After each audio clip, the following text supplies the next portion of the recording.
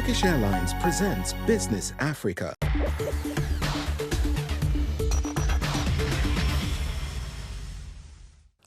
Bonjour à tous et merci de nous rejoindre dans Business Africa.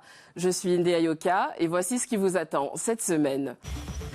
5 pays de la CARICOM, marché unique des Caraïbes, veulent intensifier leur partenariat avec le Bénin après une rencontre axée sur le commerce et l'agriculture.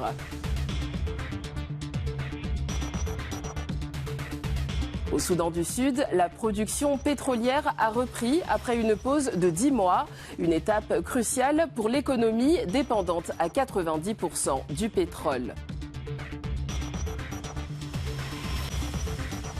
Malgré des efforts pour renforcer sa compétitivité, l'Afrique subsaharienne perd 1,56 milliard de dollars en 2024, en cause des coupures d'Internet.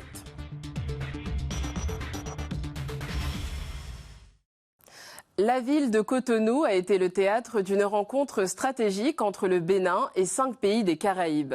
Cette réunion visait à approfondir les liens de coopération dans plusieurs domaines clés, notamment les secteurs économiques, culturels et sécuritaires. À Cotonou, les ministres des Affaires étrangères des États membres de la CARICOM, la communauté des Caraïbes et du Bénin ont jeté les bases d'une coopération renforcée. Objectif, améliorer le bien-être de leur population et promouvoir une économie verte et durable. C'est pour explorer les voies et les moyens qui nous permettent d'avoir des relations économiques entre nos pays. Le ministre Bakary a partagé avec nous des secteurs que nous devons explorer, notamment dans l'économie verte et les énergies renouvelables. Nous avons aussi un fort intérêt pour l'économie bleue, car nous partageons l'océan Atlantique.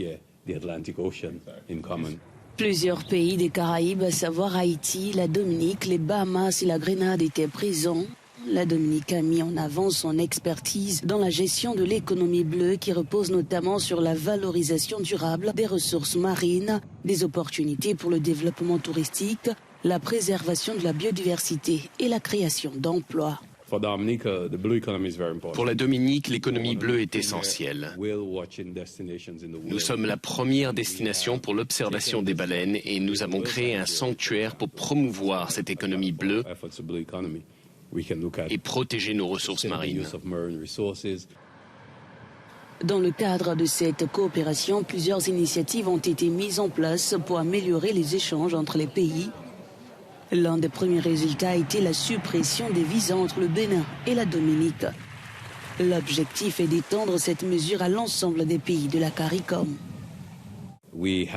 Nous avons récemment signé des accords de suppression de visas, ce qui ouvre la porte à de nombreux citoyens ainsi qu'aux Dominicains pour partager librement sans avoir besoin de visa. La prochaine étape, qui représente le plus grand défi, est de savoir comment faciliter les déplacements aériens dans un contexte complexe entre les Caraïbes et le Bénin. Nous sommes donc prêts à explorer ces possibilités et à voir où elles nous mènent. Cela pourrait être une porte d'entrée vers l'Afrique. Les pays de la CARICOM représentent près de 85% de la population de la région caribéenne. Le potentiel d'échange économique entre les Caraïbes et l'Afrique pourrait dépasser 1 milliard de dollars.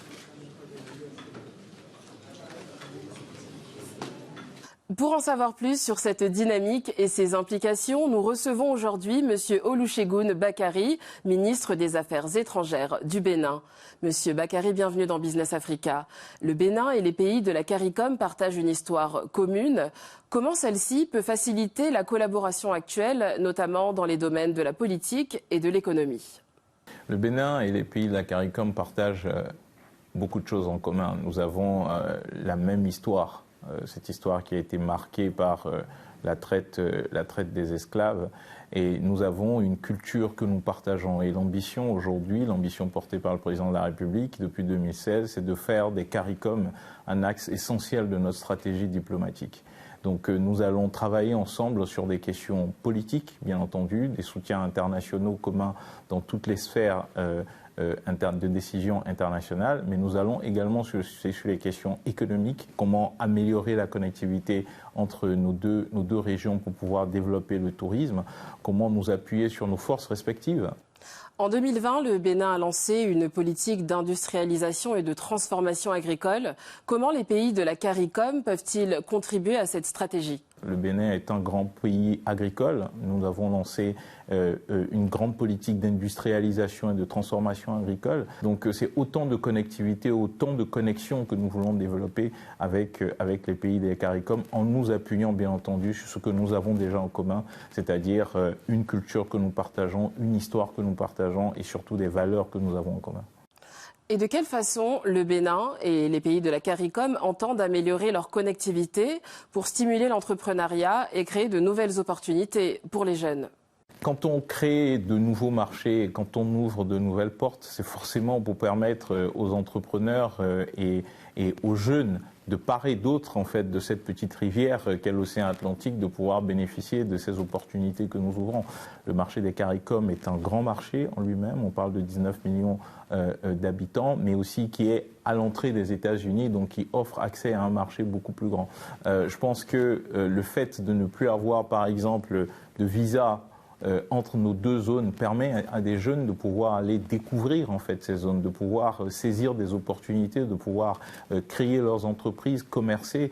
Et donc c'est autant de choses que la réunion d'aujourd'hui permet de pouvoir faire demain, parce que nous avons désormais un cadre politique pour pouvoir échanger, discuter, dialoguer, et puis sur cette base-là, construire l'avenir et offrir des opportunités pour notre jeunesse et nos entreprises. Monsieur Bakary, merci pour votre temps. Merci. La guerre, toujours en cours au Soudan, a paralysé la production pétrolière du Soudan du Sud pendant 10 mois.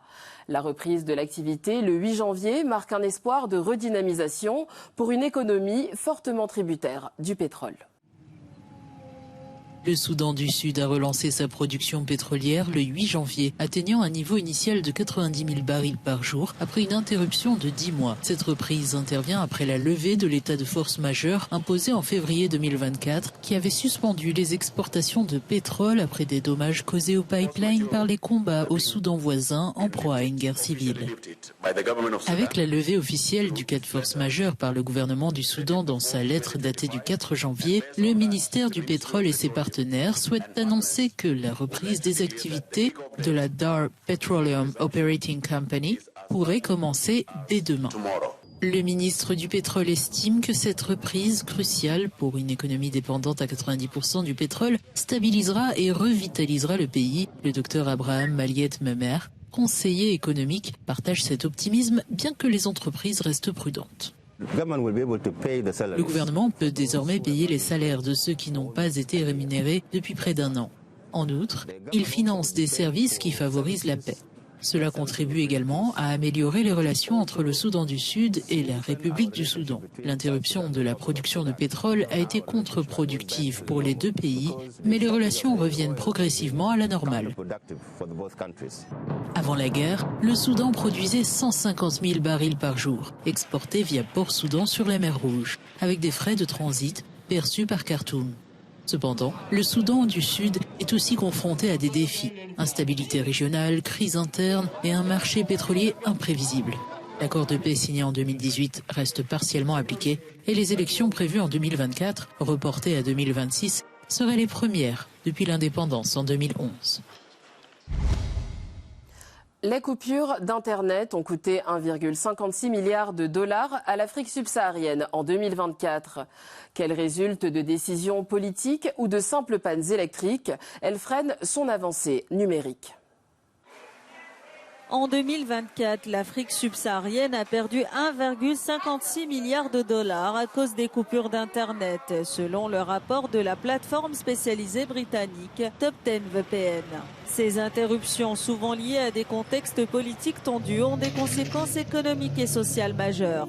Le Soudan, en guerre civile depuis avril 2023, est le plus touché. Les coupures ont coûté 1,12 milliard de dollars, soit 72% des pertes totales de la région. Ces restrictions ont affecté 23,4 millions de personnes pendant plus de 12 000 heures, un record.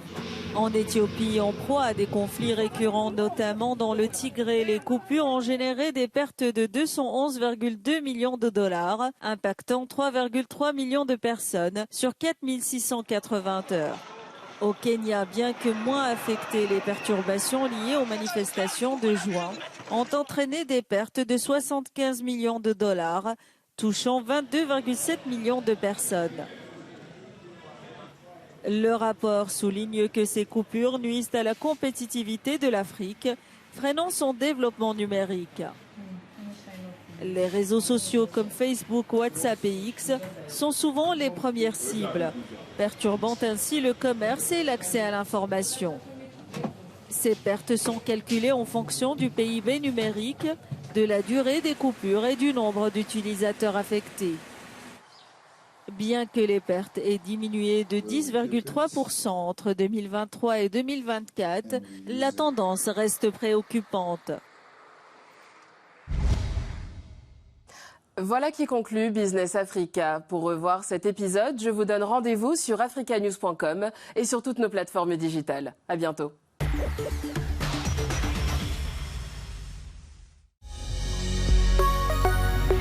Business Africa was presented by Turkish Airlines.